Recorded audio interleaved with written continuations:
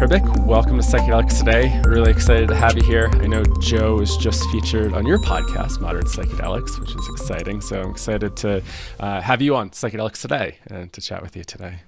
Thank you so much. Yeah, this is really a full circle moment for me because Psychedelics Today was such a huge inspiration for me to start my own podcast and see like, wow, there's actually people out there talking about these subject matters, and you guys were one of the only ones. Oh, no way. That's so cool.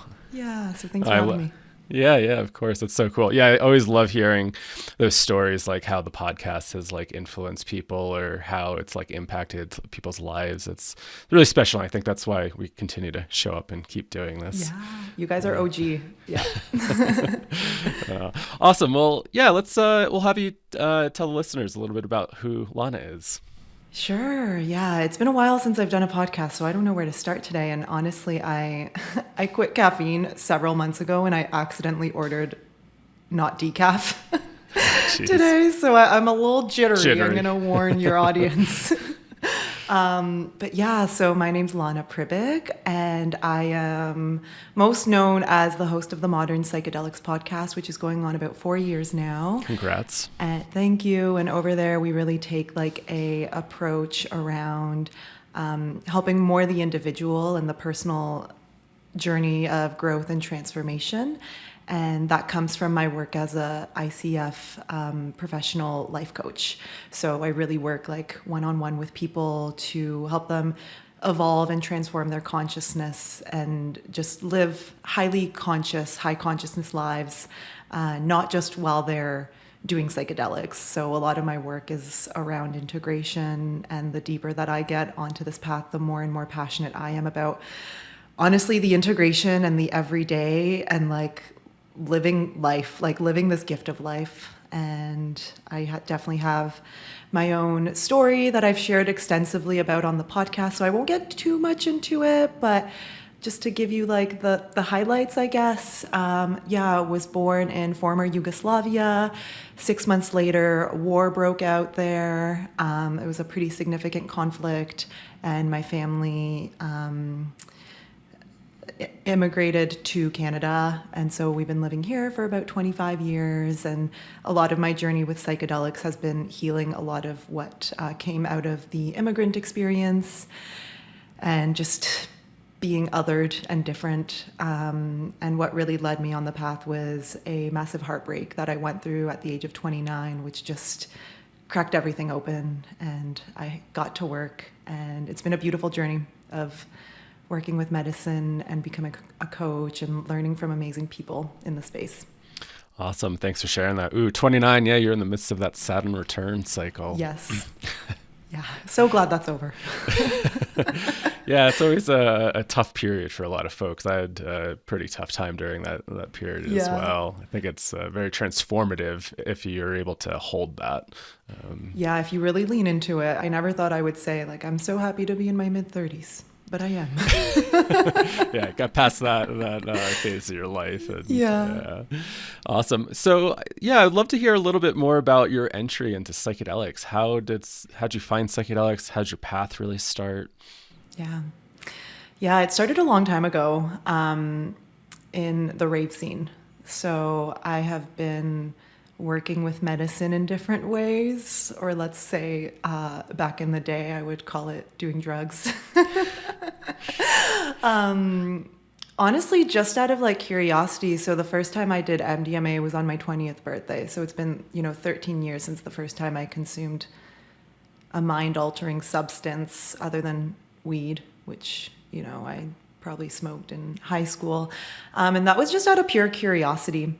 But that first experience, I'm sure people listening can relate, that first experience just really showed me a doorway into how good life can feel and the potential of the expanded, elevated state. And it wasn't in this, I think when people hear stories like that, they might start to think like, oh, well, you were on drugs and that wasn't real. And that wasn't really my experience. That was not my experience. In some ways, like that experience felt more real, as in I felt more alive, more connected to myself, more connected to the friends that I was with. And so I really felt that there was something there. So throughout my, early to mid 20s, I was definitely experimenting with substances. I loved MDMA and had such a love affair with it. I still do. It's like, I love MDMA so much, and it was really. Would you say that's like your favorite medicine? Oh my gosh. It's like asking me to choose a favorite child. It definitely holds a dear space in my heart, and I don't think there'll be a time when I ever am not taking MDMA. Yeah.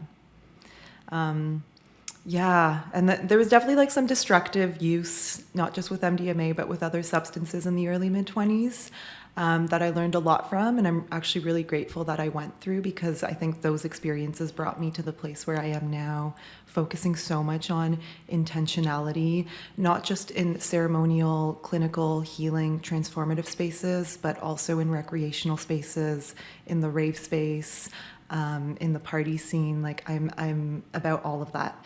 So that was my entry point. It was the rave space, the party scene. And then, as I mentioned, when I was 28, 29, I went through a heartbreak that really tore me apart, and I didn't know how to go on living life, really. Yeah. And I was working with a therapist around that for about a year, and then I just felt like I hit a wall with therapy. Ayahuasca had been in my consciousness for many, many years prior to that, so had Iboga. And I just reached the point where I was just like, I got to go do this. I think this is like gonna help me. And it did a lot. And I kind of fired my therapist and started sitting with ayahuasca very often. And yeah, that was the entry point. So I'll stop there. Awesome. Yeah. Thank you for sharing that. I'm kind of curious to hear a little bit more about like that destructive phase, if you're open to it. I think that's always like a really interesting topic to dig into, and maybe we don't always talk about it because maybe we always focus on the healing and the ups of psychedelics, but I think it is important to talk about some of these like low points with psychedelics.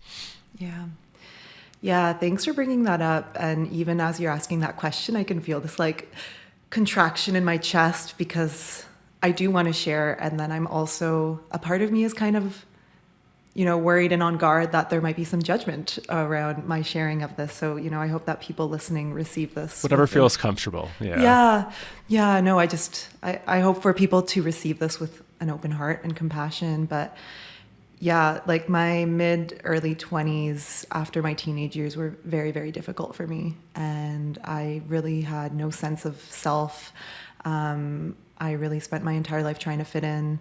I did not think I was good enough in any way. I really struggled, as many women do, with my appearance and accepting, the way that I look as an Eastern European woman who just looks a lot different than the, status quo of what is considered beautiful in the North American world. I had no idea what I wanted to do with my life. I was doing a master's degree in economics, which people are always so surprised to hear. I mean, I was just so far from my truth self. And I think all of those conditions combined created this space of wanting to escape. And so, the MDMA really opened the door for me to discover this rave scene, this rave culture here in Toronto. And for the first time in my life, I felt accepted in a way. Like I got this glimpse into, wow, there's a lot of freaks here that are just kind of like being themselves. Yeah. And it was a really nice glimpse. And then that kind of turned into like a form of escape. And as I got kind of deeper and deeper into the rave space, of course, there was an introduction into other substances. And the one that was the most destructive for me was cocaine. I got really into that. And the use got problematic for me.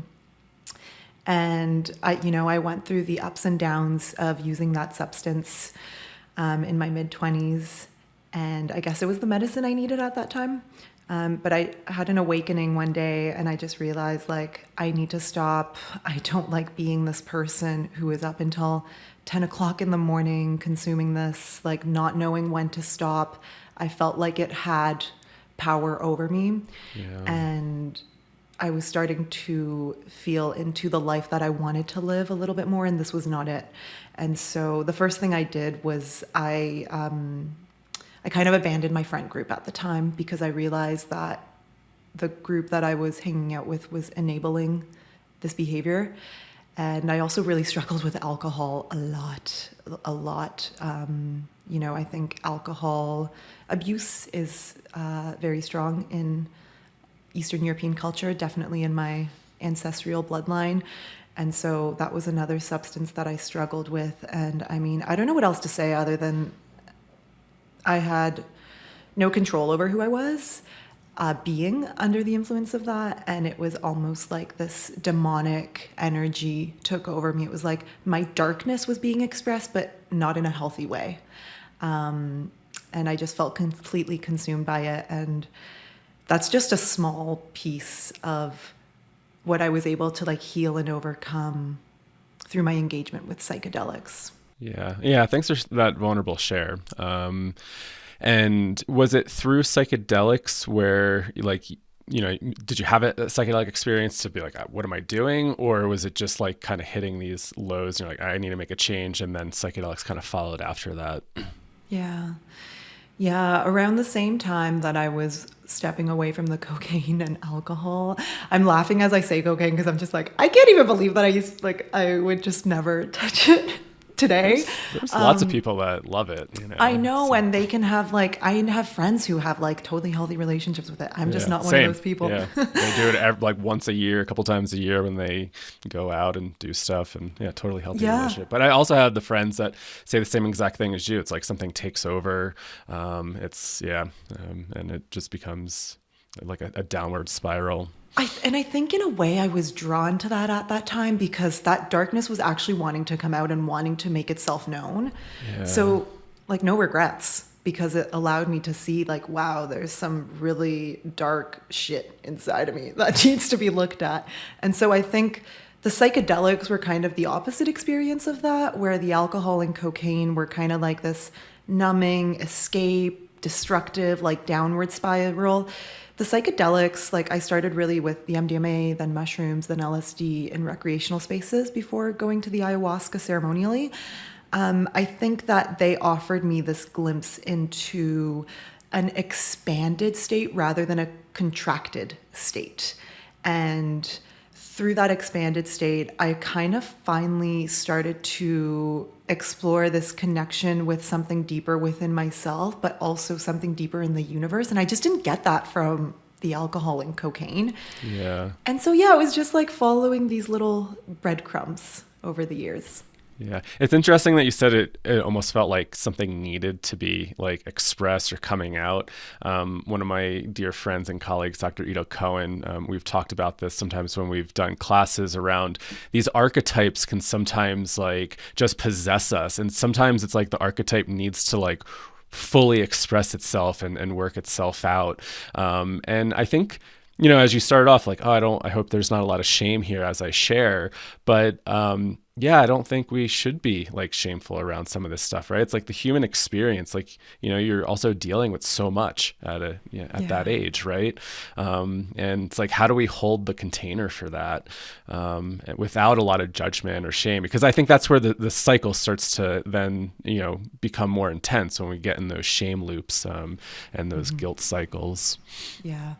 And I think at that time, the container to express that was not an appropriate container to be able to explore it in a healthy way. And it's so funny that you bring up Ito Cohen, because I literally just sent him an email this morning requesting supervision for my coaching practice. So no way. It's awesome. So funny. Shout out to Ito. Yeah. He's amazing. So cool. There's a lot of people that I guess when we I don't know, I'm making some generalizations here. With the rave culture, right? A lot of people are introduced to psychedelics more in a recreational setting in the rave culture. And I think from a therapeutic or ceremonial perspective, there's a little bit of possible judgment there around it. It needs to be done in a certain way. How has your relationship changed over the years? And, is there benefit of doing this in community and say a rave scene? Oh my gosh, absolutely. Yeah. If anyone in your audience also listens to my podcast, I mean, I cover so much around recreational spaces. There was one day when I was just like, I don't know, a couple years into the podcast, and I was like, why am I not talking about the scene that made me? You know, like, why am I not talking about this? And I realized, like, especially on Instagram and the internet with like wellness movements and wellness influencers, there was so much shaming around party culture. Mm-hmm. And so much like black and white thinking around like partying is unintentional and unconscious and it's not spiritual. And I was just sick of it because in my experience, that couldn't be further from the truth. I have cultivated and discovered a very beautiful, very conscious group of people who also happen to like to rave and party and lose their minds a little bit on drugs on the dance floor. Yeah. And like, you know, those moments play significant roles in their journey in terms of having realizations, having peak experiences, bringing those moments into the everyday. So my relationship with partying, with rave culture is incredibly healthy now. I stepped away from it for a few years during my ayahuasca years. And I think stepping away from anything is always a great idea because it helps you reevaluate your relationship with it. And then when I came back to it, I was able to come back to it as this person who had been on her healing journey and for a few years at that point and had a better sense of herself and a better sense of what she wants. And so approaching the rave space as that version of myself just allowed me to decide what I wanted my relationship with it to be. And I love festivals. I love dancing. I've had some amazing breakthrough experiences on the dance floor. I think it's incredibly powerful, potent medicine. I believe in fun as a medicine and laughter as a medicine. And I also think it's totally okay to go to a rave or go to a festival or a party just because you want to have fun and to use psychedelics while doing that. I'm very open to all of the perspectives and all of the relationships as long as they're intentional. Yeah. So it almost kind of hits a little bit on like this concept of like the golden shadow, where it's like, yes, for some people, it's so hard to embrace joy, beauty, love, that connection, that openness. And, you know, for some of us, it's like we kind of reject that, right? Like, ooh, that might be too hedonistic or something. Like that is a line. I can't feel that, right? Exactly. Yeah. And then, I mean, on the other side, I mean, I was one of those people, and it took me, you know, a while to, you know, I had those judgments around people because I think, oh, overuse, people are doing too much at festivals. I came from more of this therapeutic, spiritual, spiritual. And I, you know, thinking it needs to be done in a proper set and setting. But, you know, after all these years, like chatting with so many people that, you know, find community in these places, like that's medicine, right? That's healing. And I've just realized over the years, like I just have a sensitive nervous system. Like being around music and like doing all that stuff, like it's just too overwhelming for me. I'm like, that's not my thing, and it's okay, right? Totally. So if we have these biases and judgments, like I think it's important to come back and really think about like where that's coming from, because the variety of use is important. People have so many different relationships with these medicines, and I think it's important to kind of honor that. Yeah. It's nice to see the psychedelic space opening up more to recreational usage, and just I'm seeing a lot more conversation around it in the last year or so, which I'm like, yay. Because a lot of us got started in those spaces with psychedelics. Totally, right? And maybe not even say like in the rave or festival scene, but just, you know, if we want to use that term recreational, you know, out with friends, like maybe it's a small group of friends going out in nature, right? I guess like we would consider that a little bit more recreational. And yeah, how many people have gotten started that way versus in like a therapy room or a ceremony space? The thing with those more recreational spaces is, you know, you mentioned set and setting. Like when we go to a retreat, the set and setting is kind of set for us. It's determined for us. We're hopefully taken through a preparation phase. The retreat leaders have created the ceremonial space and boundaries around that and all these rules. With recreational spaces, it's our responsibility to do that.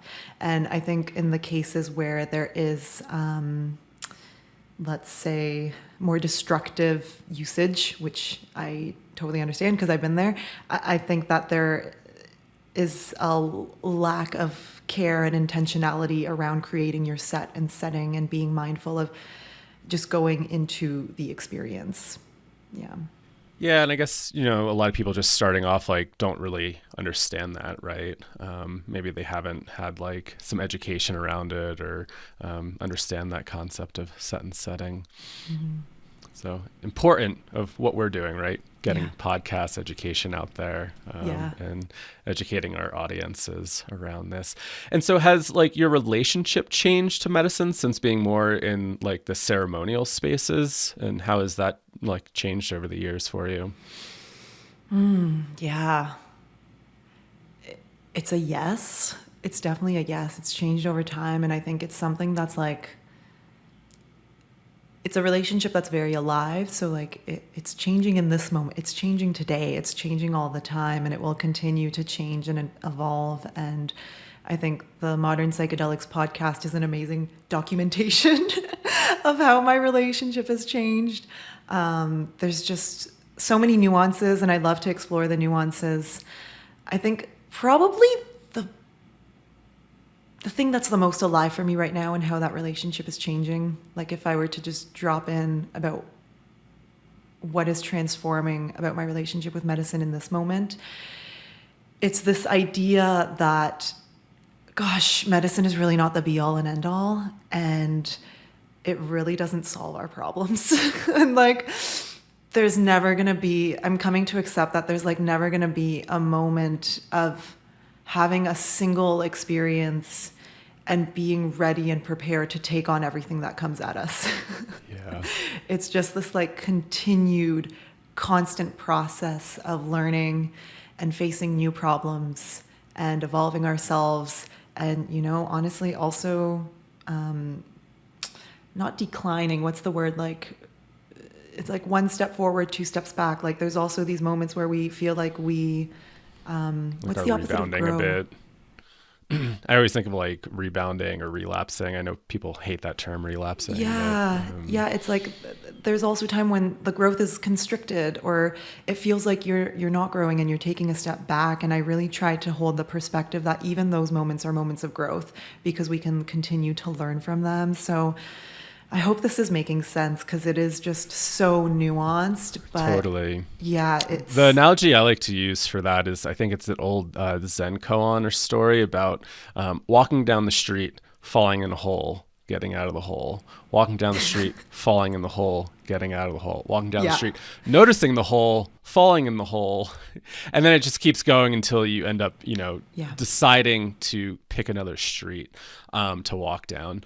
And that can be really great awareness time, right? It's a really great time to understand what are my triggers? Why am I falling back into these old habits?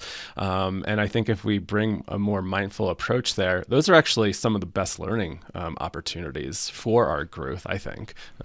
100%. Yeah. Yeah. Yeah. And I mean, that's such a huge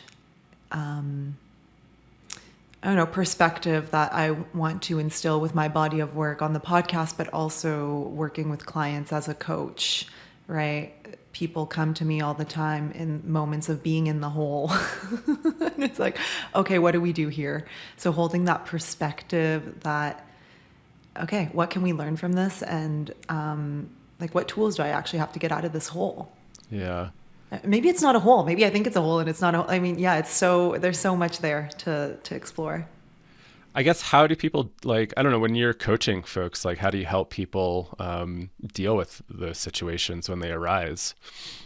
Yeah. So I have a very specific method that I use.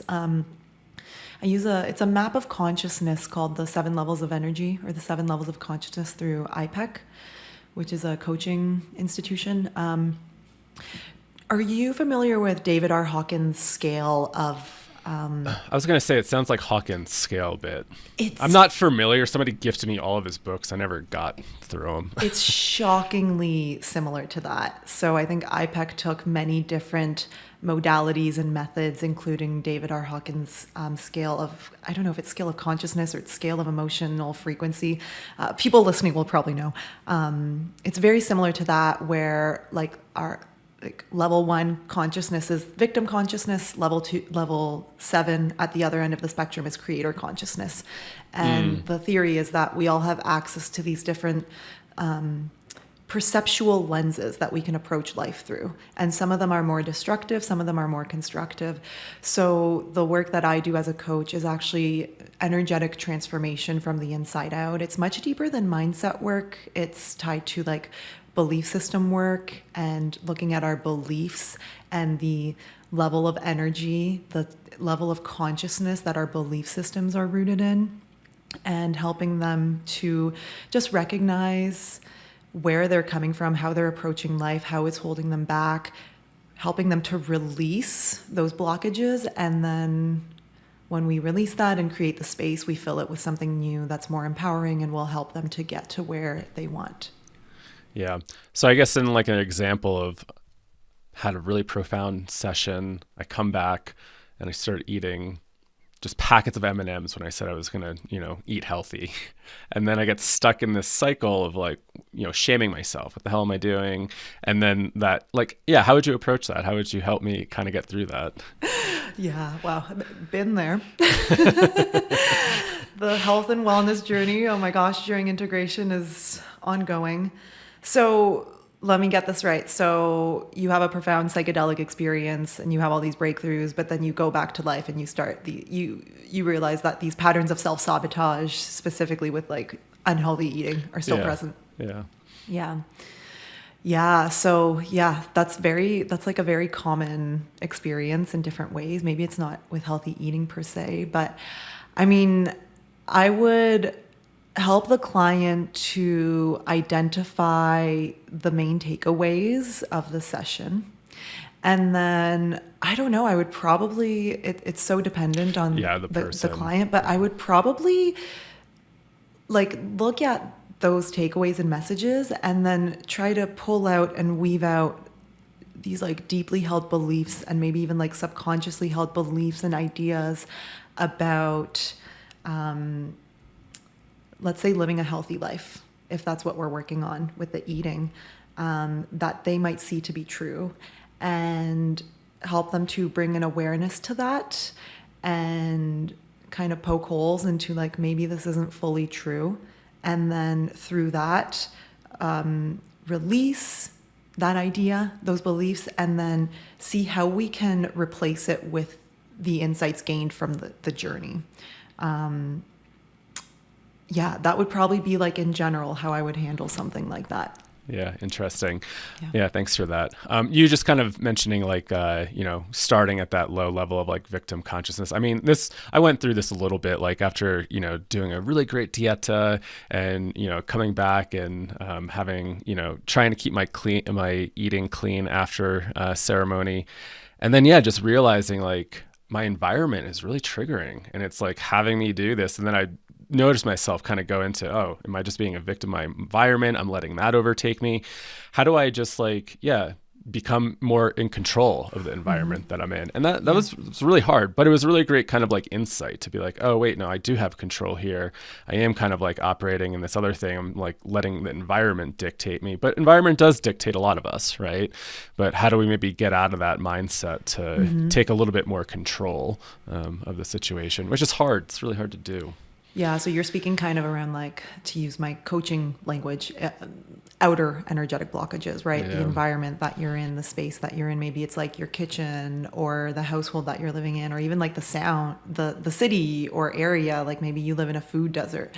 There's outer blocks that might be preventing us from moving forward in a way. And then there's also those inner blocks, the belief systems. They definitely work together, right? Yeah. And what I love about coaching, I definitely focus more on the inner blocks because a lot of my clients are working with psychedelics and they're very interested in the inner landscape. But yeah, those outer blockages and outer conditions can also play a huge role. So yeah, I definitely can relate to like the wanting to fix the diet thing. And there's so much there, and sometimes seeking external resources like working with a nutritionist can be really helpful for that. Yeah. Yeah, super helpful. Yeah. There's something I heard, you just released a recent podcast. I think it was your most recent podcast. And since we're kind of like on this topic of change and integration, your podcast was like, when to stop, or I forget the title. And that really caught my attention. It's like, when do we actually take breaks from psychedelics? And I think this is an important kind of conversation to have, right? I think there are folks that continue to go into ceremony session. I think like even you mentioned in that episode, like it can be really important to find communities outside of your medicine communities, right? And so, when do we know when to stop? How do we take breaks? Is this important? Mm-hmm. Yeah. Yes. Taking breaks. So this was a topic I felt inspired to speak on because when I started my medicine work, I dove into the ayahuasca community very intensely. I did like 32 sessions in 3 years or something, which is a lot. Well, it's funny because I was listening to an episode that you were on and you mentioned that, and it was like the immediate thing. It's like, when is too much? Yeah. And the thing is, I needed that at the time. Totally. And it wasn't too much at the time, but then it got to a point where I was like, yeah, no, this is actually just turning into like almost like a compulsive habit. And I realized I was actually like outsourcing my inner resources to the community and to the medicine.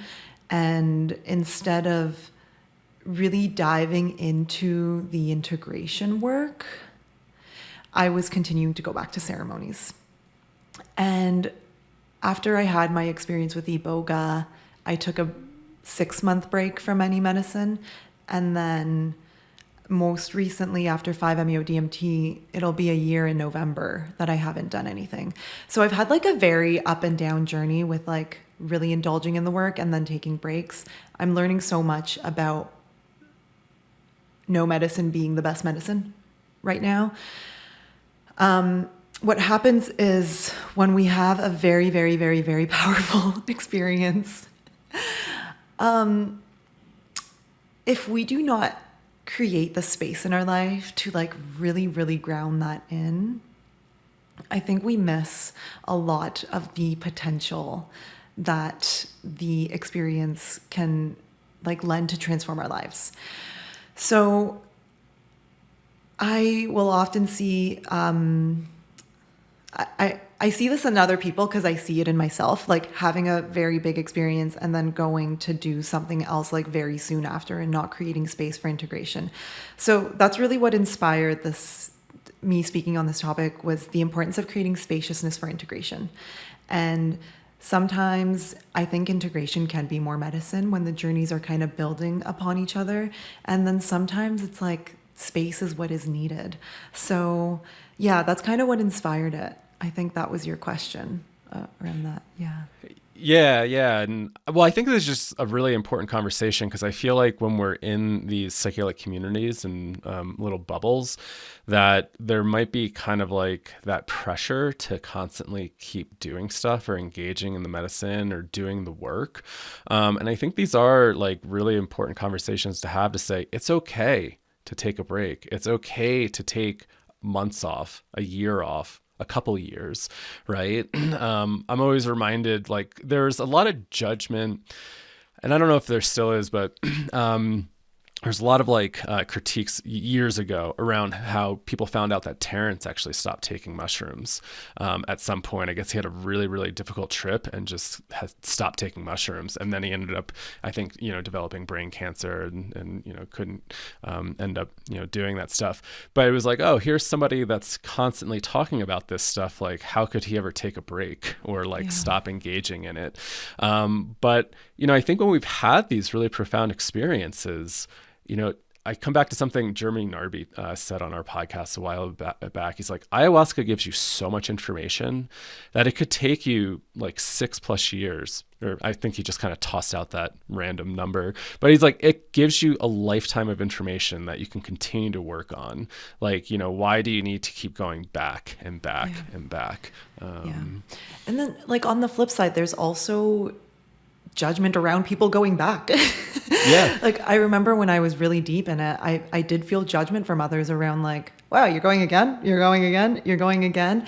And I don't know how useful that was for me at that time. It's just such a personal journey that I think doing this work and like choosing to walk down the medicine path and choosing this as a way of life, like, man, it's such a journey of learning to know yourself and trust yourself. And like everyone's journey just looks so different, and we're gonna make mistakes and fuck up, and all that we can do is hopefully learn from it. So I don't know, I just, as a coach, I always want to remain neutral and leave space for no way is the right way, and like everyone is on their path, and also balance that with sharing what I'm learning, and so that people don't make the same mistakes. So yeah, it's again just so incredibly nuanced. It really is. And I think it is very individual, right? Like, as you mentioned, like you needed those sessions. And when we think about sometimes when we first kind of get introduced into these spaces and start that work, it's like we do need those initiatory doses, those initiatory like sessions, right? It's like we need that much to break us open. But and then I think it's like, then do you start to then develop the relationship with the medicine and figure out like what is needed, right? And I think it's just a good reminder for folks that, if you are kind of caught up in that thinking like, oh, I need to do this because this is the work, like, is it also the work to take a break? And that's okay. And we don't need to judge. Or, wow, there's a lot of stuff going on in my life right now. I need multiple sessions right now to kind of like work through some of this stuff. And so, I appreciate you kind of highlighting those points. Yeah, I think if someone is engaging in like deep work with medicine, just one thing to consider is like, does your life have the space for this right now? I was in a very chill job at that time where it was like a full-time job that wasn't a full-time job, so I kind of made healing my full-time job at that time.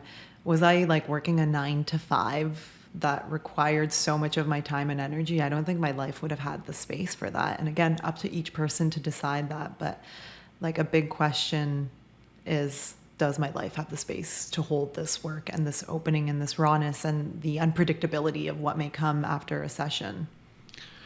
I think that's a really important question to ask.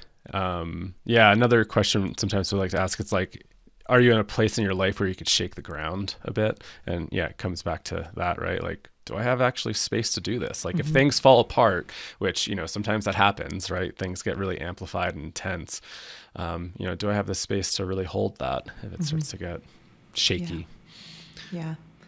Things definitely get shaky, and it's unpredictable when they do. Like I had an experience after 5-MeO that was a roller coaster. Like it was like bliss, and then it was hell, and then it was bliss again, and then it was hell again.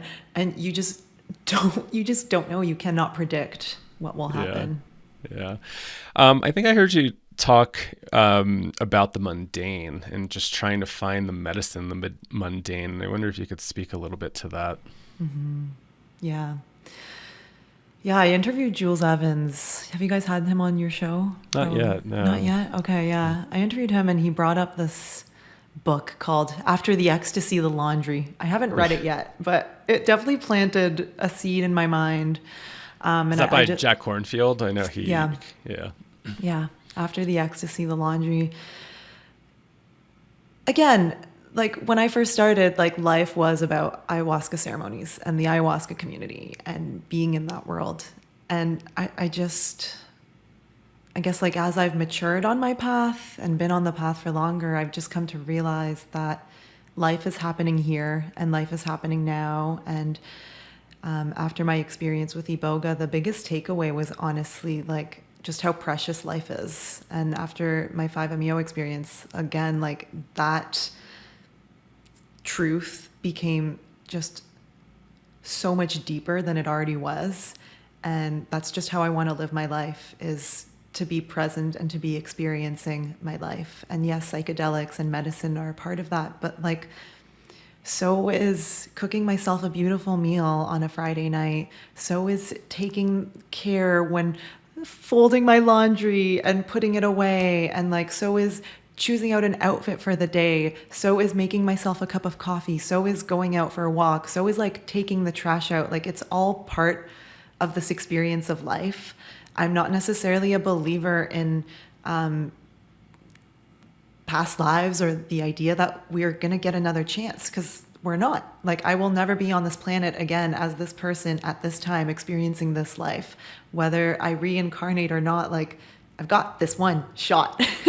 I would say that that's like the biggest thing that medicine has taught me, is like, yeah, like as Ram Dass said, be here now and experience this now. And we get these like expanded, altered, beautiful, blissful experiences with psychedelics, and even like the really hard and dark experiences that we have on medicine can feel so emotionally intense. Like, they make us feel alive still. Yeah. And there's this like tendency to want to recreate that intensity all of the time. And so what I'm learning and integrating is like, just to like be okay with the mundane, to be okay with the everyday moments. And I find that the more that I can appreciate and be present, for these little everyday moments that is life, the more ecstatic they are and the more blissful they are. So it really is just about finding joy and being passionate about the experience of life and all of life. And I'm not perfect at it, but that's kind of my it's the practice. Yeah, exactly. Yeah. Do you have any tips for like really embodying that for folks? Yeah. I think when it comes to the inner work, working on acceptance is a huge thing. I have a module around acceptance that my coaching clients go through when they work with me. And every single one, once they go through it, they come to the session and they're like, acceptance. Wow. It just gets each and every one of them. It's one of like the hardest disciplines to cultivate for people. And it's so different from settling for something. And the way that I differentiate the two from an energetic perspective is, when we're like settling or tolerating something, we're kind of like, it's fine. It is what it is. You know, like, it's this energy of like, it could be better, but it is what it is. It's fine. And people think that that's acceptance, but it's not. Acceptance is truly saying it is. Mm. There's no judgment. It's not good. It's not bad. It just is. So when it comes to the inner work, working on acceptance and cultivating that is huge. There's this book that I love by Jeff Foster, You Were Never Broken. It's a beautiful meditation on accepting life and yourself as is. And then when it comes to like some outer tips, I would say just cultivating any type of practice or habit or ritual that helps you to get present, and just practicing presence. So yeah, presence and acceptance. And I don't care what people do. I don't care what my clients do. Like, I don't care if you want to have a dance party. I don't care if you want to cook. I don't care if you want to get high on cannabis and cook yourself a nice meal to get, like, that's what I do. And it helps me cultivate presence. Yeah. I don't care if you want to meditate or do breath work or go swimming. It doesn't matter. Just like whatever you love to do that helps you drop into the moment so that you can experience the flow of the present moment, and then remind yourself, oh yeah, this is what it's about. And just like using that as an anchor to start bringing that into these more mundane moments. I think that'll get people far. Yeah. I love that. And yeah, I would love to encourage you as a listener to maybe challenge yourself, find those moments where you can just be present and accept whatever is. For me, sometimes it's doing the dishes, like accepting I got to do this. But also it's such a I love it. There's something about like the hot water and like it just drops me in my body. I'm like, this is all I'm thinking about. And it's like, how do you just soak up like those little moments? And I love what you just said too. It's like, this is the only life that we kind of have, right? That we know, like, maybe reincarnation happens. We don't know, but we have this moment, this life. And how do we really enjoy every little moment that, it's a gift to wake up every day, to be here. Truly. And of course, we all have our slumps. We, lots of ups and downs, but I think that is the practice. Like, how do we just slow down and really find the magic that's unfolding in front of us at all times?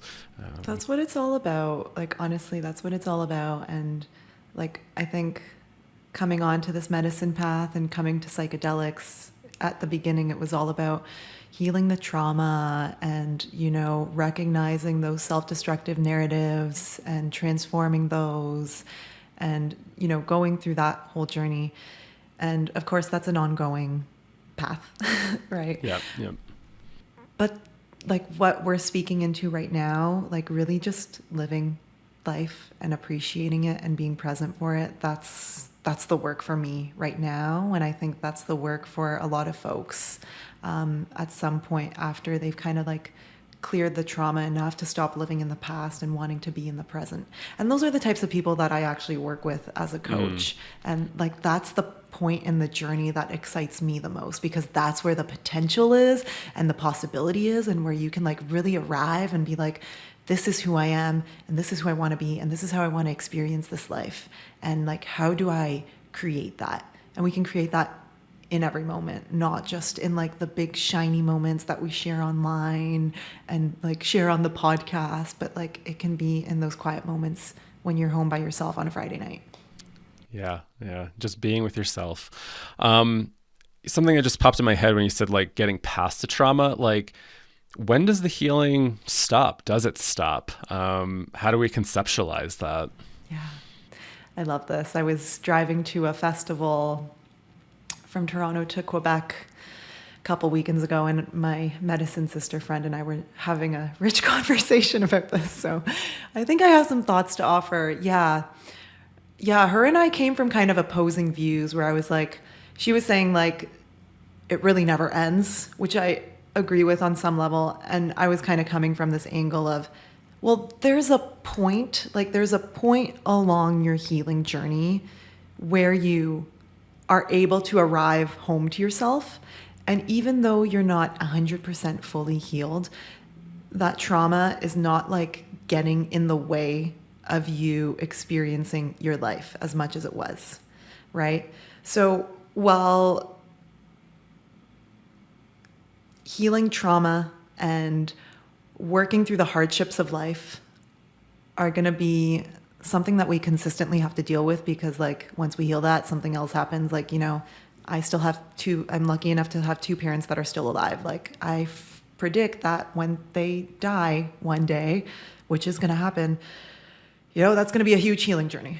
And yeah, so the healing doesn't end, but I think we can really reach a point in our personal transformation where I guess we have like a strong sense of self and a healthy sense of self.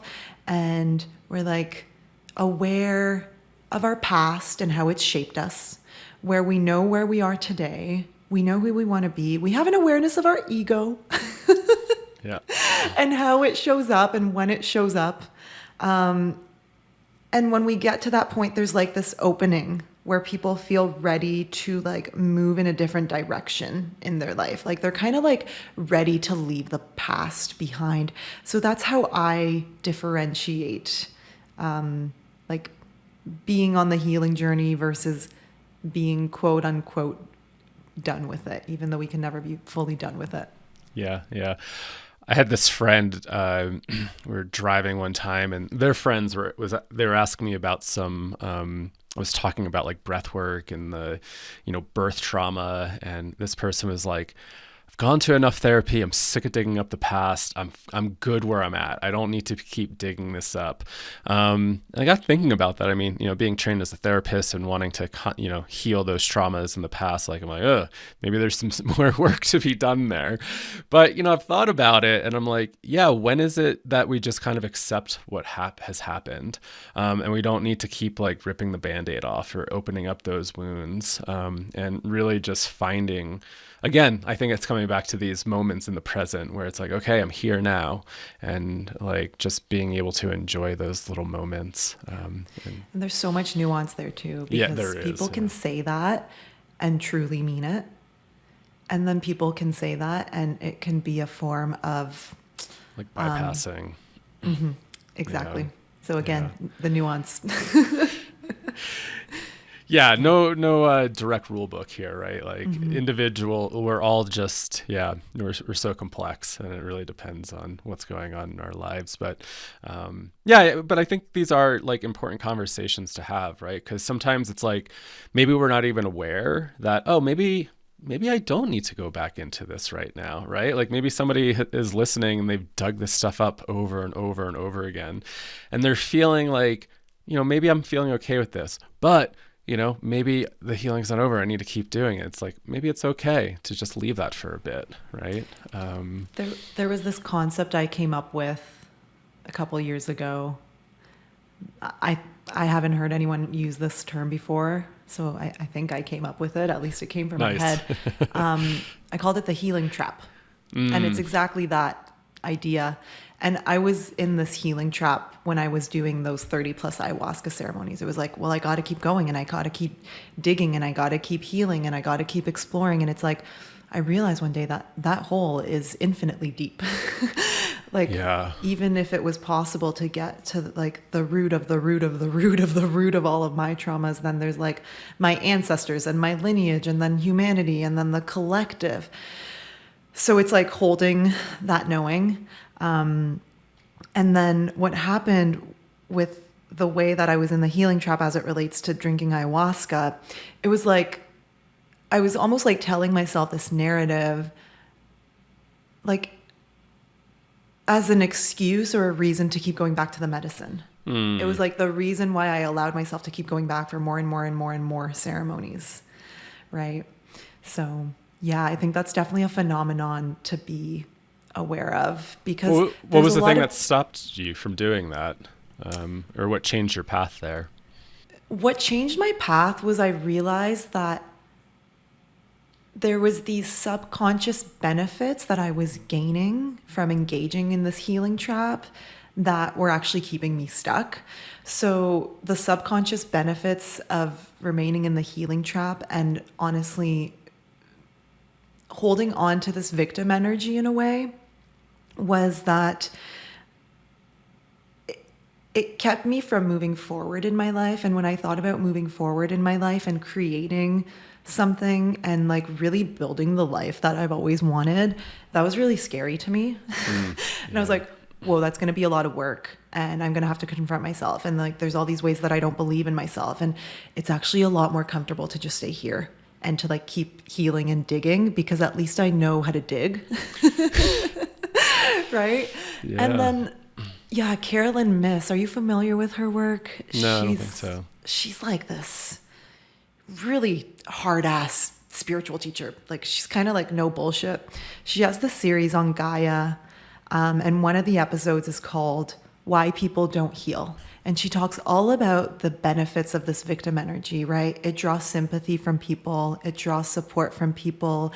It gives us kind of like a permission slip to not fully engage in life. And while that is beneficial for a period of time, there comes a point where it can start to hold us back. Right? So I became so aware of this, and I was like, oh my God, this is what I'm doing. And as someone who wants to move forward and fully experience life, I just realized I was holding myself back. I just came across, I didn't read the study, but I just came across this article saying that there was a study that was just done that humans cling on to what's familiar. And there's some sort of survival mechanism there that like we do that for safety, for security. And obviously it's like part of survival.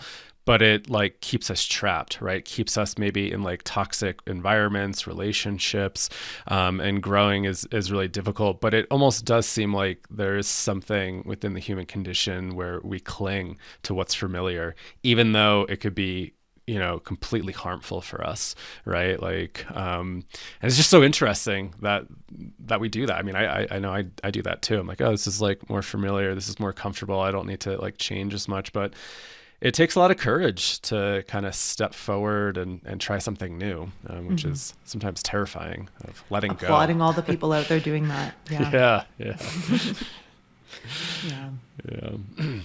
Awesome. Well, I'm looking at time and I'm seeing that we're almost coming up on an hour. This is just whizzing by. I know.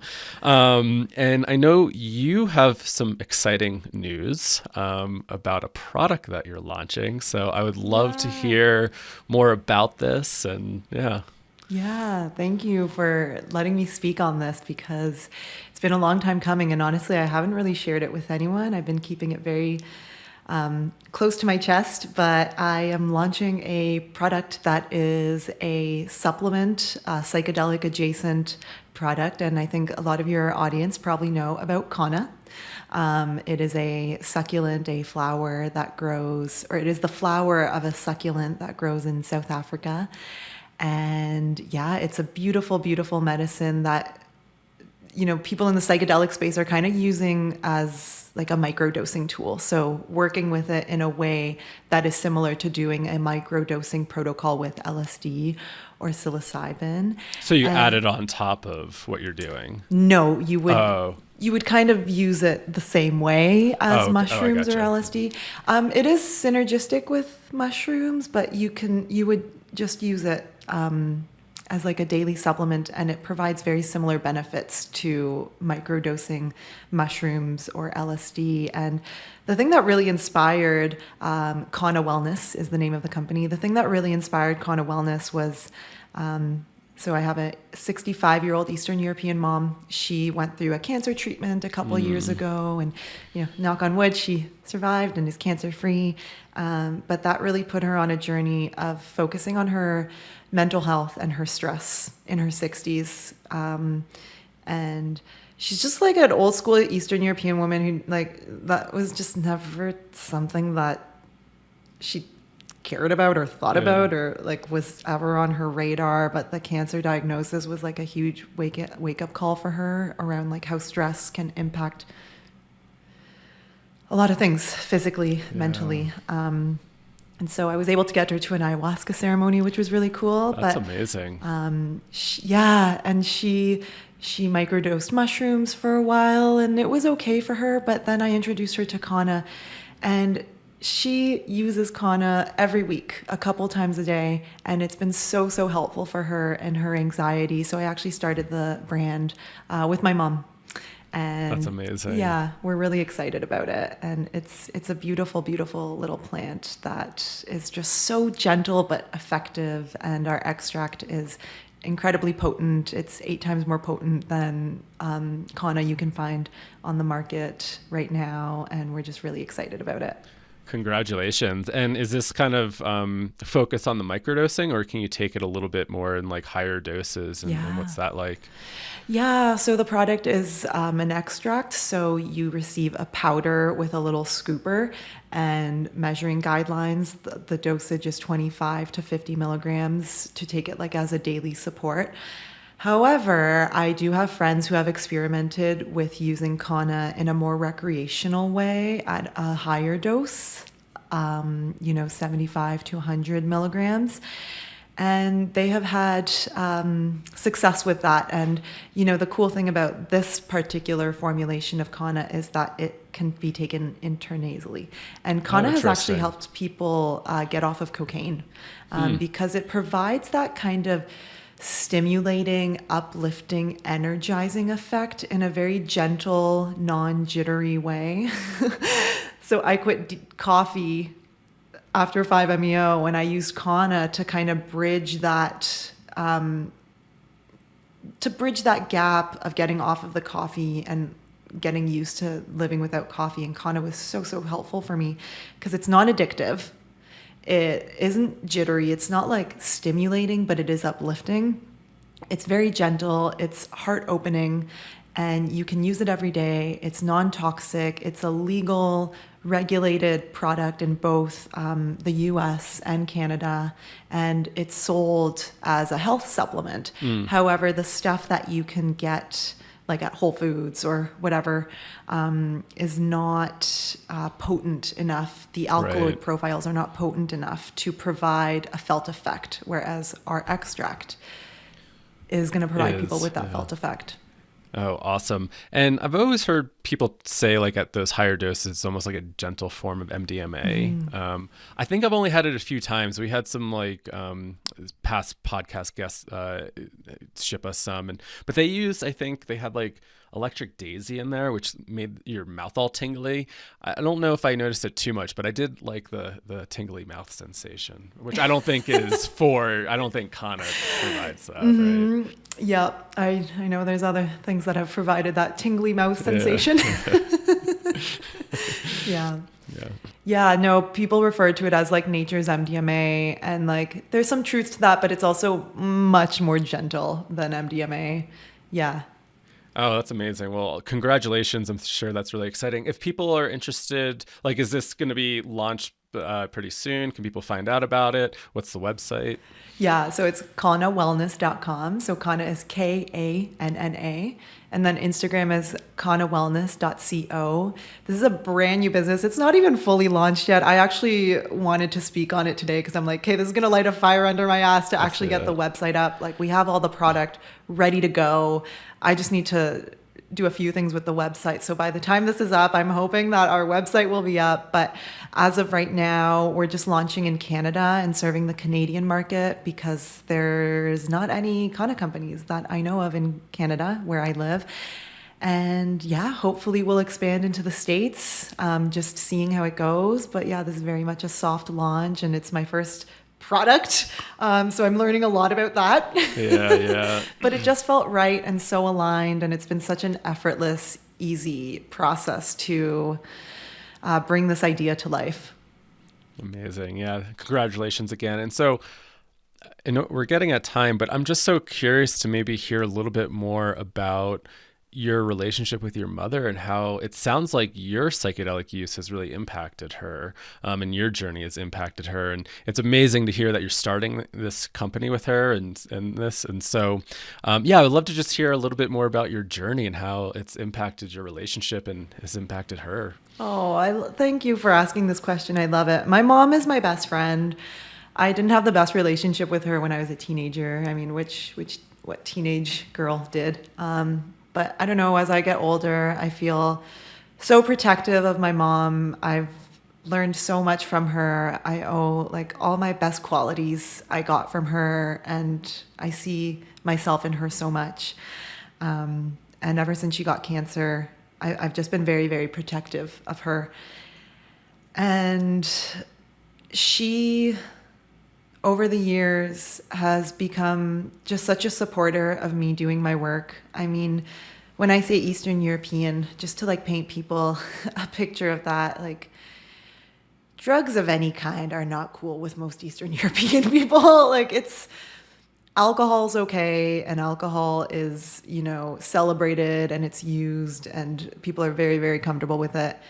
But even like cannabis, let alone ayahuasca or iboga or like ketamine or MDMA, like, it was a huge cognitive dissonance for me to come out to my mom and be honest with her and start sharing publicly about these things. So just like seeing her journey and learning to accept this part of me and even start to support me and really reflect back to me my progress and my growth has been so meaningful. And, my relationship with my dad has been challenging, very, very challenging. And a lot of my work with iboga and 5-MeO-DMT have been around that relationship with my dad. And I'm so happy to say that it's in the best place that it's ever been, and I can only see it improving. And so having her there to like reflect the growth in the relationship with my father and I, and acknowledge that like a lot of that transformation is due to the work that I've been doing. It's just so meaningful to me. So yeah, thank you for asking that. And if my mom is listening, I love you, Mom. Shout out to your mom. Yeah, she's the best. And all the parents, right? I think that's sometimes some of our hardest relationships, and to heal that can be challenging, and to confront that and do that work, is challenging for a lot of folks. But it's always really interesting when our parents become a little bit more interested in this. Maybe they see how this has transformed our lives. They get interested. I ended up getting my mom to do breath work years and years ago, which was really cool. But just seeing how things like really kind of transformed as we do the work, right? And I think that helps us show up in the relationships a bit differently. Exactly. And I think it's really beautiful that now you're in this new chapter with her, and starting this company together. So. And I'm glad to hear that she's doing okay too. It was really cool to bring her to an ayahuasca ceremony. It was like after she had the surgery for her cancer. It was really interesting because at one point in the ceremony, I actually energetically felt that I was purging for her. And when I spoke to her after, she said that in that moment she was on her mat and she felt like she had to get up and purge, but she actually didn't have the energy or the strength to. And I was like, wow, I think that I was actually purging for you. And ayahuasca can get super weird and energies can get intertwined like that, but really special experience that I definitely don't take for granted. It's interesting stuff like that happens. I had a mushroom experience where I was like reliving my mom and like her mother's life and stuff like that. And then I got out of it and I got a text from my mom. She's like, oh, I just got like grandma's DNA test results back. I'm like, this is weird. Wow. Like, I feel like I was like doing some sort of intergenerational stuff. And then, just so symbolic of like getting these DNA test results back. So the transpersonal healing happens in some weird way that I feel like we can't really explain. Yeah. Surrendering to the mystery. Yeah, that's part of it. It's beautiful. All right, Lana, well, I know we're at time. Thank you for sharing everything with us today. Anything that you want to end with? Yeah, thank you so much for having me. This has been so fun. And again, thank you guys for being like truly trailblazers in the psychedelic space, and like being one of the platforms that have really massively opened these conversations up on an international level. So just like hats off to you guys. And I guess, if anyone wants to reach out to me, I answer DMs all the time. I love to hear from people, and I'm like very close to my community. Awesome. And then definitely check out Lana's podcast, Modern Psychedelic. Yes. I just started listening to it a little bit ago, and it's wonderful. So thank you for all your work as well. Thank you. Yeah, lots of support on there for like integration and that personal journey. Yeah. All right. Well, thank you, everybody. Thank you, Lana, and we'll catch you later. Take care. Take care, everybody.